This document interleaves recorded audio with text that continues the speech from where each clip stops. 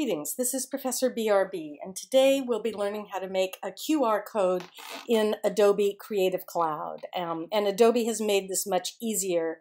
It used to be quite difficult to do in CS6 and previous versions. What a QR code is basically a square barcode, and they're used very, very widely. For example, I just got this museum ticket. And you can see they have a scannable QR code on this that they'll scan to confirm my admission.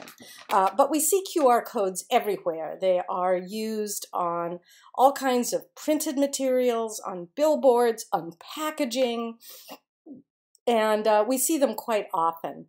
How they are read is anyone who downloads the free QR code reader onto their smartphone can point their phone at the code, and the code will instantly take them to the destination or give them the information that has been encoded in the QR code. So let's find out how to do this. First thing that you need to know is what you want to embed in the QR code. And we're going to do probably what is the most common thing to embed in a QR code, which is a URL. This is the web page that I want to embed in my QR code. So it's very easy to pull the web page up, and I'm just going to copy the web address here, copy, so that I have that on my clipboard. And then I'm going to go back to InDesign. And first thing I want to do is make sure that nothing, I'll just delete this one, that nothing is selected. So I just click on a blank area and go to Object, Generate QR Code. When I get this dialog box, I have quite a few things to choose from. I'm going to do web hyperlink, but I can also put in plain text, that text would just come up. I can put in a text message and actually have a text sent to a phone number, a standard message, which could direct you to a web page or other things.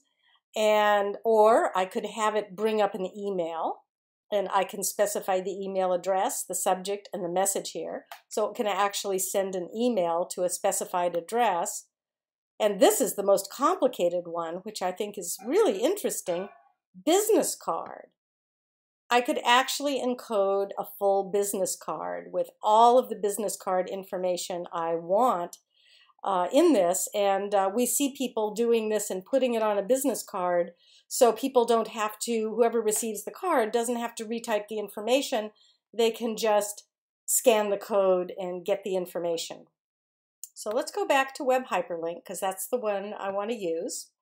So we've chosen web hyperlink here. And I've already copied my URL, so I'm just going to put my cursor in that box and choose Edit, Paste. There we go. So now if I want my QR code to be in a color rather than in black, I can click here, and any color I want to use has to already be in my swatches panel. So say if I wanted it to be a dark blue, I can do that and just click OK. Now, when if I just click, I'll get a QR code that is about an inch square, or 72 points. And that's a pretty good size. Now, you can scale these up or down, and what you have to consider is how close the person is going to be when they're scanning it. 1 inch square is about perfect for something someone's going to hold in their hands, because 10 inches is about the ideal distance. Of course, if you were making a QR code for the side of a building or a billboard or something where people are going to be far away, you'd have to make it much larger. And if you make it much smaller, there's always a danger that it won't read clearly. So 1 inch is about perfect. Now, if I take this blue QR code here and I put it here on this blue background, you can see that doesn't show up at all, and that's not going to scan. but I can add a white background. So I just take my selection tool and select that. Go to swatches and notice the background is none.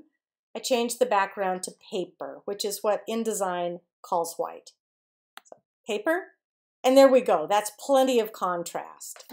Your QR code does not have to be black on white, although that's probably the ideal in terms of good contrast and clarity.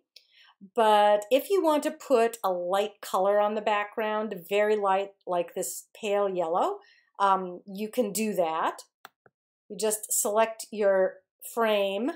Make sure with your selection tool that you've selected your frame and not the content. And you can choose a color and create a tint here if you want.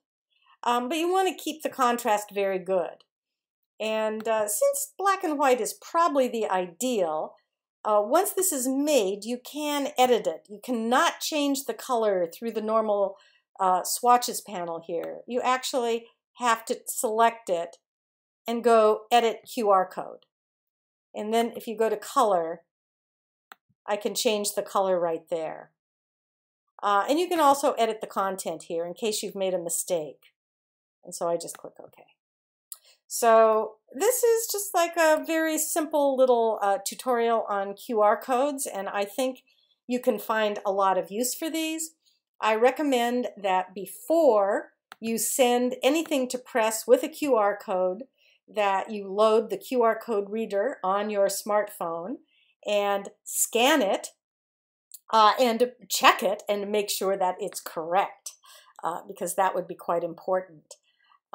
Interestingly enough, this technology was invented by the Japanese auto industry as a way to track parts in the manufacturing process, but it's become very widely deployed for all sorts of other purposes. So thank you for watching, and I hope you enjoy exploring the many wonderful new features in InDesign Creative Cloud.